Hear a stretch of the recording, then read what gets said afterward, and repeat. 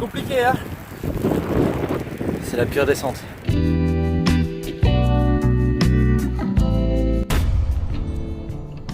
Pour se préparer à ces 4 jours en autonomie, nous avons acheté de la nourriture pour 4 jours. On n'a jamais été aussi chargé. Un maximum de vent pour le début, l'autarcie on kiffe. Là on est parti pour 96 heures d'autonomie complète. Dans ces petits sacs là-bas, là, on a toute la bouffe pour 96 heures. Et donc le but c'est 68 km il me semble à faire en 96 heures. Ce qui est bien avec ce chemin de randonnée, c'est qu'apparemment les décors ils changent tout le temps. Donc on attend ça au tournant. C'est parti. 5 heures de marche. On a marché 1 heure, c'est déjà magnifique.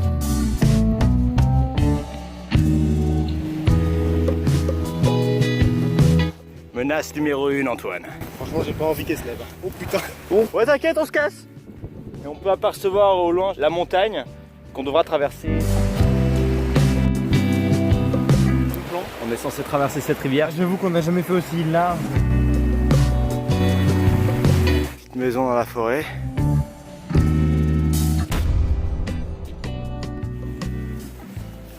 Petit café au beau milieu de la forêt, à 13 km de toute vie.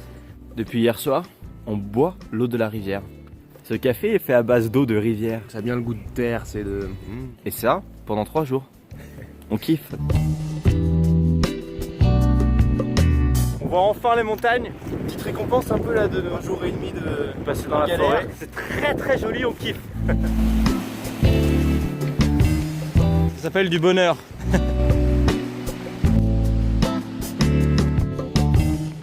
On a rencontré les Français sur le chemin. Ils nous ont donné un paquet de pâtes. On commence à prendre de l'altitude, Jackson. Là, on a l'impression d'être bientôt arrivé en regardant là-haut, mais ça veut dire qu'on en est qu'à la moitié. Ça grimpe, ça grimpe. Et tout là-haut, il va y avoir de la neige. C'est ça la neige, on kiffe. Ouh, mesdames et messieurs, de la neige. Ah putain, enfin. Il fait froid, hein. Antoine, regarde en haut à gauche, c'est très joli. Qu'est-ce que t'en penses du paysage, Antoine? On va couper le souffle. Si tu pouvais tomber, ce serait drôle pour le rush. C'est compliqué hein. C'est la pire descente. La neige, le vent, le froid. C'est une montagne qu'on a traversée. La descente ne nous est pas une partie de plaisir. En revanche, ceci est très joli.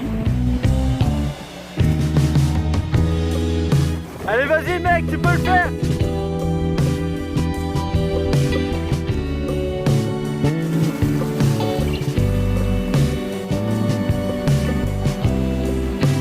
Là, c'est clairement des paysages à couper le souffle et à t'en donner les larmes aux yeux. Moi, je dis vive la Patagonie.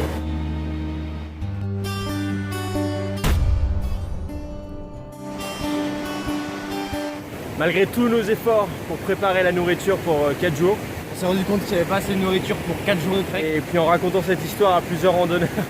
À des Chiliens notamment, qui se sont passés le mot, un à un. Ils nous ont filé plein de nourriture. Donc on va faire les 4 jours. Et mesdames et messieurs, le clou du spectacle.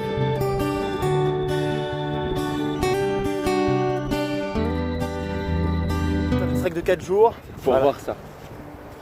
Entre autres. Entre autres.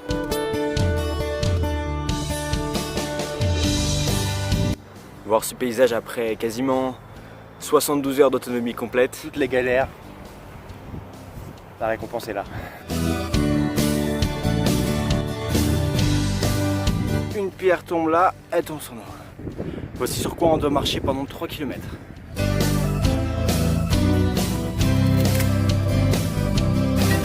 Avec une belle vue pour manger. Demain, on doit être là-bas. Et nous, on vient de tout là-bas. Les amis, nous l'avons fait mon pote. 1300 mètres de dénivelé.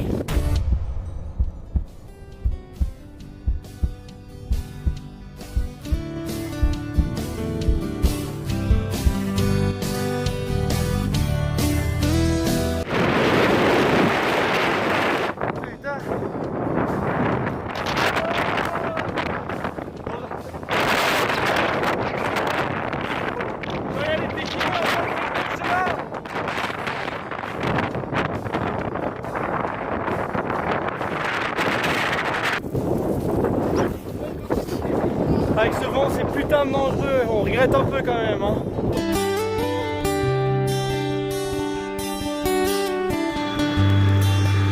Ça aura été très difficile aujourd'hui. Clairement on a failli crever, mais nous sommes vivants, comme vous pouvez le voir. C'est la fin du trek, il ne reste plus que 10 km. Donc. Ce n'est pas la fin du trek, il nous reste 12 km. Dernier jour. Faut bien travailler les jambes, hein, c'est bien.